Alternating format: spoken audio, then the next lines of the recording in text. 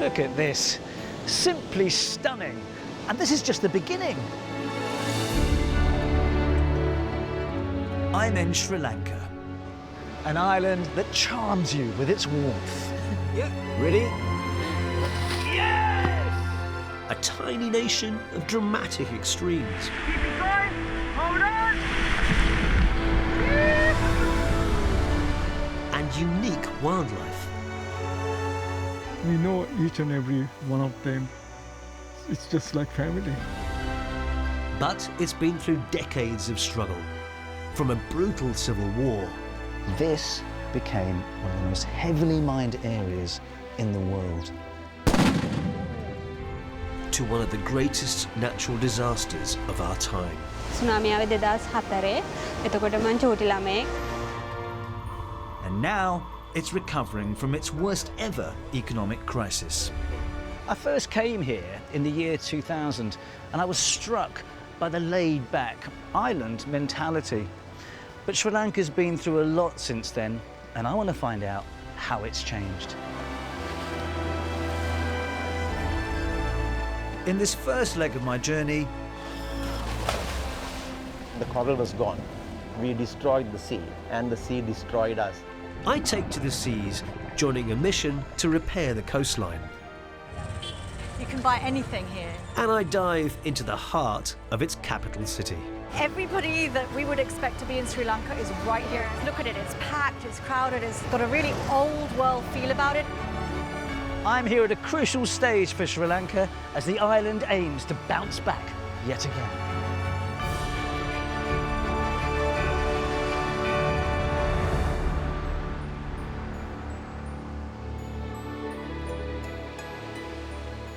This is the west coast of Sri Lanka, under 2 hours' drive from the capital city, Colombo.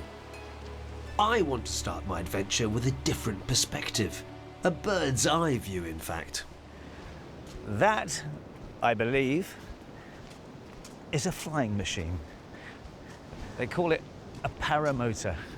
And that is how I'm going to see the coastline right now. Okay, here we go. Yeah, Thank you, my friend. Yeah, good. Looking forward to it. Looking forward. Thank you. Can't believe I'm actually going to do this.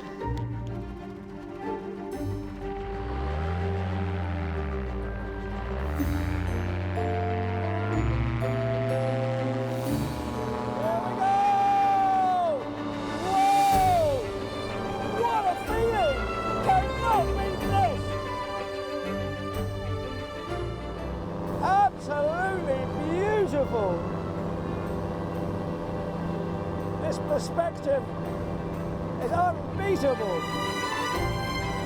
I thought as a child we'd all be flying like this every day as a matter of course. Now my dream has come true.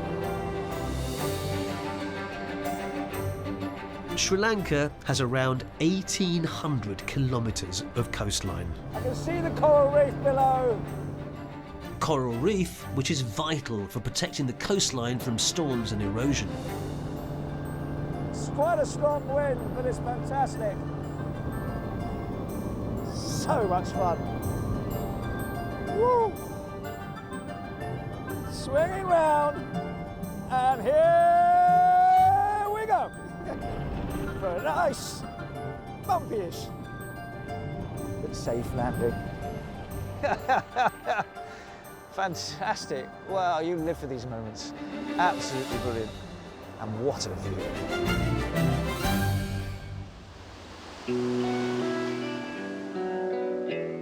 But the reality is, in many places, this coast has been badly damaged. The reason is coral mining.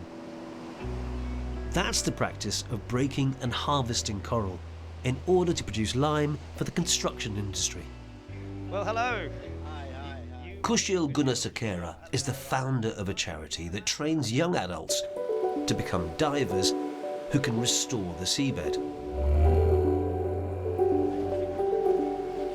There were coral miners right across this entire area, and that was what they did for generations. So it's their livelihood. When the corals were broken, the very colorful fish wasn't around, the biodiversity, it gets affected, right? But nobody, no authority could ever, put a stop to it because it's been very established for so long. But the nature, took its course and said enough is enough.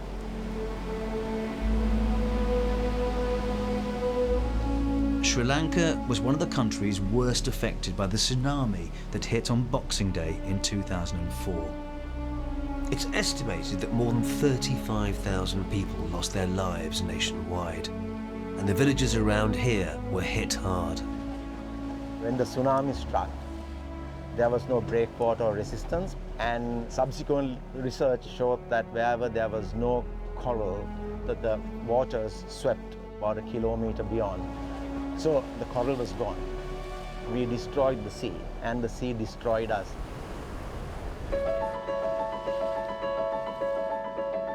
Today, Kushil's aim is to help restore the reef by regrowing it in what's called a coral nursery.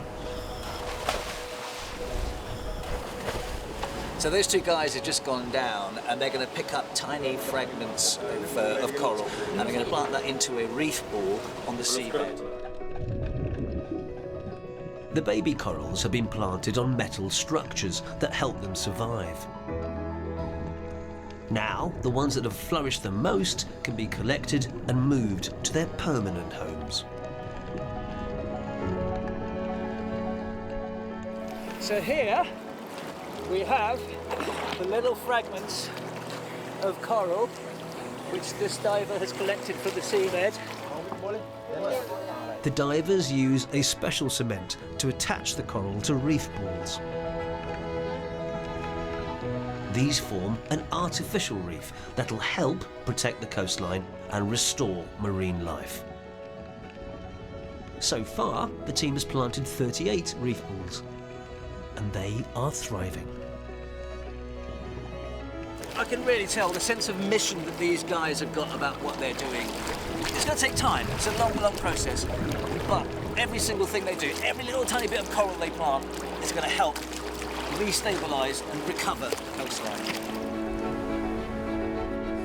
After the tsunami, as aid money came into the country, Kushil was able to set up projects across Sri Lanka.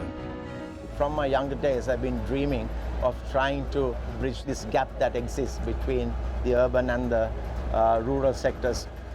I respectfully remember everyone who actually perished and, had to sacrifice their lives. But out of that setback, we were able to turn that into a blessing. Anushka is one of more than 500 young adults who've graduated from the diving training program. And for her, it's been life-changing. Tsunami ආවේ 2004. එතකොට මම චූටි ළමෙක්. ඇත්තටම චූටි කාලේ නම් ගොඩක් ආසයි අපි මුහුදට. පුළුවන් හැම වෙලේම මුහුදට යන්න තමයි අපි ගෙදර අය එක්ක බැලුවේ. ඒ tsunamiයෙන් පස්සේ මුහුද ළඟින් අර මුහුද දකින්න කොටත් බය හිතුණා මේ මුහුද ළඟටවත් යන්න. මේ ඒ කියන්නේ ඇත්තටම හිතා ගන්න බෑ. It does sound like you made a huge shift mentally and emotionally since what happened to you as a child. How do you feel about the sea now? What's your relationship with the sea? ඇත්තටම චූටි කාලේ තිබ්බ බය දැන් නම් ගොඩක් දුරට අඩුයි. දැන් එහෙම ඒ කියන්නේ මුහුදට ලොකුවට බයක් නැහැ. මේ පරිසරේ ඉන්නා වගේ තමයි මට දැනෙන්නේ මුහුද යට පරිසරෙත් දැන්. ඇත්තටම මම කැමති මම වගේම තවත් ගැහැණු ළමයි මේ ඩයිවින් එකට සම්බන්ධ වෙලා වැඩි දියුණු කරගන්න අවස්ථාවක් කරගන්නවා නම් මේ ආයතනය. You cannot underestimate the human and ecological trauma caused by the tsunami to the Sri Lankan people. And what is so brilliant about the work being done by Kushil, Anushka and all the others here is that it's healing in so many different ways.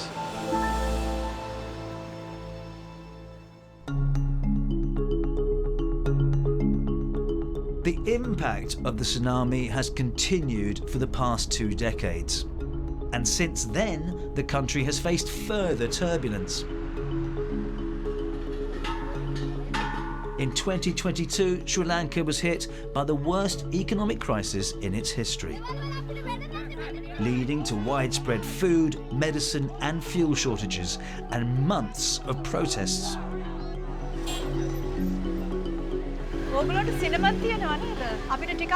I just want you to sort of taste the cinnamon because it's indigenous to Sri Lanka, cinnamon. I've come to the capital city, Colombo, the birthplace of British Sri Lankan actor Nimmi Harasgama, who's relocated here. There you go. Can you just smell that? It's nice. Isn't that lovely? It's calm now, but Nimmi was here when the unrest was at its height. As someone who was there, I can verify that there were peaceful protests from, you know, people because they couldn't take it anymore. It has been happening for decades, and so it escalated and it erupted like a volcano here. Nimmi has brought me to the old part of the city, Petta Market. That's one thing that's really special about Petta is it's very multi-ethnic. And there's Muslims, there's Sinhalese, there's Tamils, Moors. So it's everybody that we would expect to be in Sri Lanka is right here in Petta. Why I love this place is look at it, it's packed, it's crowded, it's got a really old world feel about it. And colour, by the way, I'm looking straight ahead there. Well, this is where I come. Petta is where I come to buy my material. Oh, really? And that's one thing I love about Sri Lanka is growing up, my mum used to make me clothes, and so that's what I know. So now, with my son, I come here and I get him to choose materials, and we go to a seamstress. I can't sew. Yeah. And we get his clothes made, and I just love that, and I would never be able to do that in England. Should we have a quick look? Yeah, absolutely. Most of the stuff in this shop is cotton, but you get suiting material, you get silks, raw silks, satins. I mean, it's a dream world for me. What else do we have here? Those are buttermilk chilies, if you want to try one. They're not spicy. Okay. I'm going to be the guinea pig. What does it taste like? Oh, it's nice. Oh. Aftertaste. Yeah. Whoa. It's quite. It's salty and quite spicy in your mouth, isn't it? Right to the back of your throat.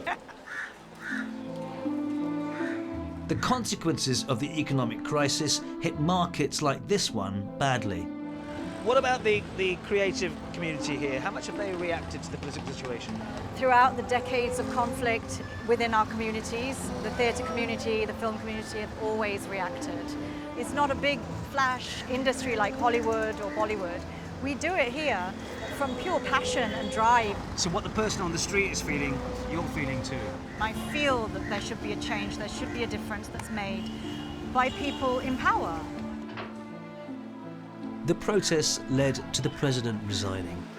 And although the road to recovery is going to be long, I can sense the determination of people like Nimmi to overcome the trials of the recent past. I always think of this country as my home, and Sri Lanka, I feel, with all its good and bad and ugly, is still where I'm from.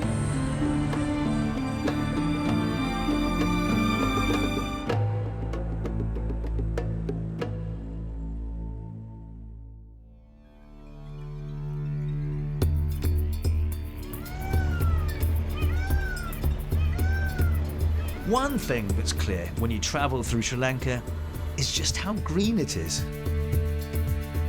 There are 26 national parks covering nearly a tenth of the country. This is Yala, Sri Lanka's premier national park in the southeast of the island. It's a fantastic showcase for this country's incredible biodiversity.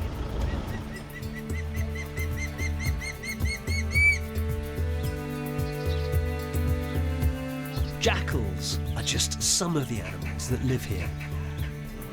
But I've come to catch a glimpse, if possible, of Sri Lanka's most famous resident. The elephant is a very integral and central part of Sri Lankan culture. Dr. Fernando is an elephant expert. People in Sri Lanka love elephants. They are very close to their hearts. But the sad fact is, more elephants are killed here than anywhere else in the world. And that is due to conflict with humans. So someone has told us that just around here they've spotted an elephant or two. And in fact, there it is, straight ahead of us. Look.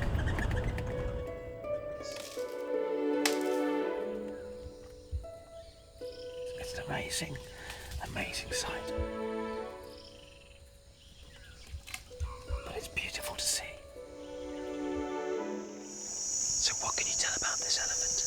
So he's an elephant that we see coming into the park for a couple of months a year. The rest of the time his normal home range is probably somewhere outside the park or in a faraway area of the park. Elephants are such unique animals.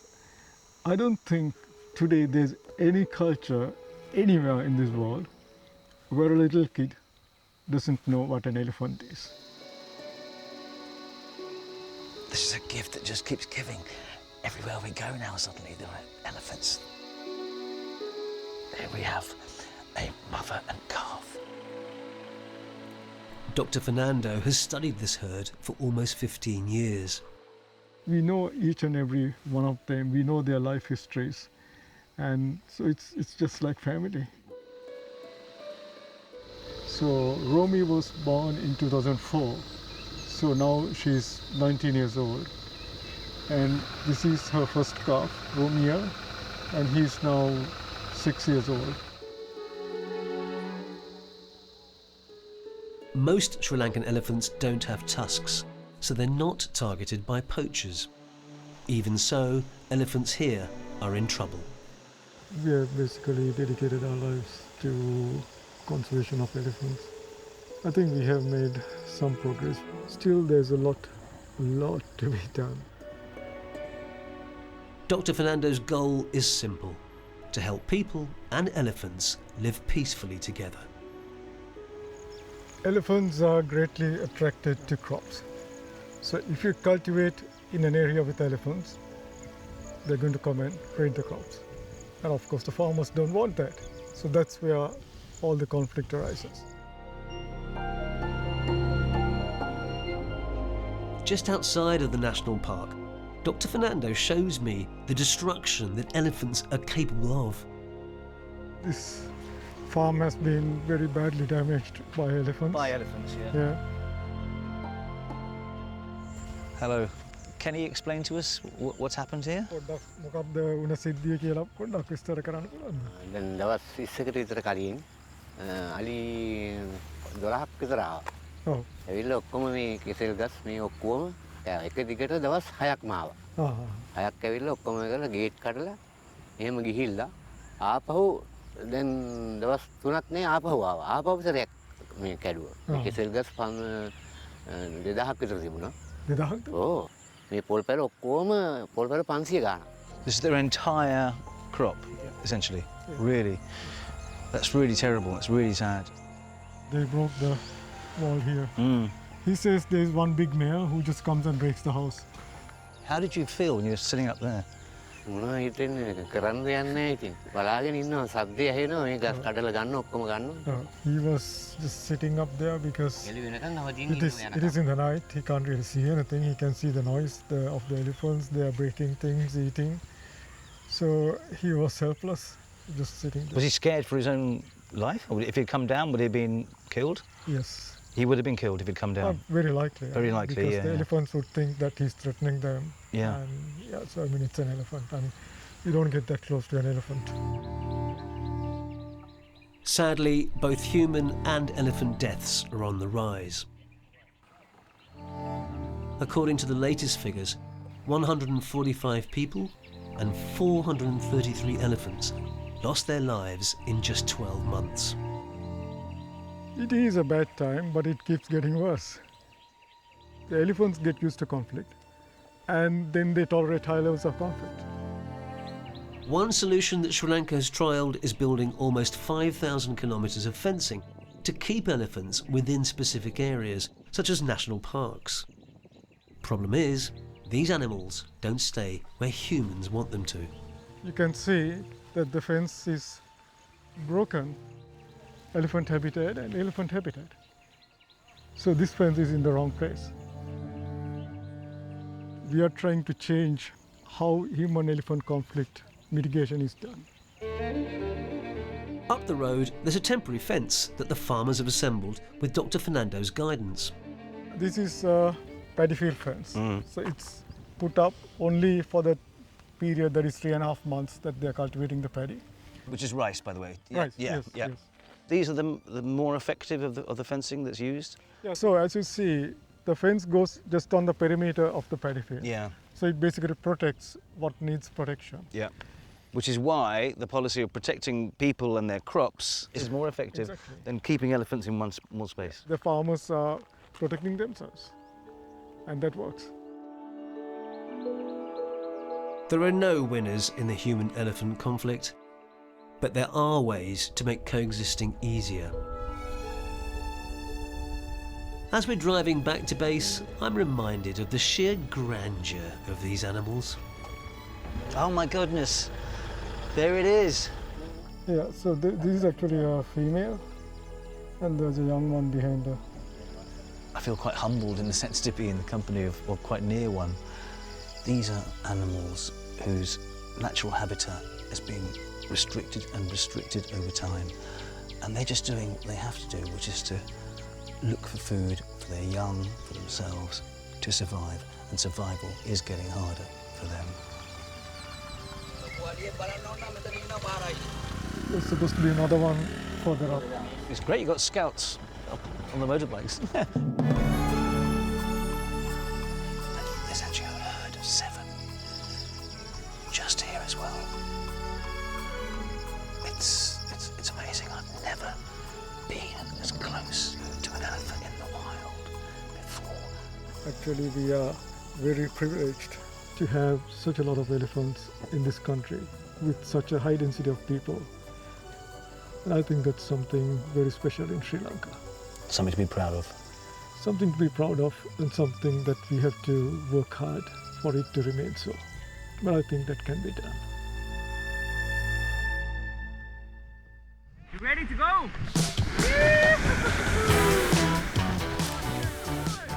I get out of my comfort zone in the river version of a washing machine. Whoa!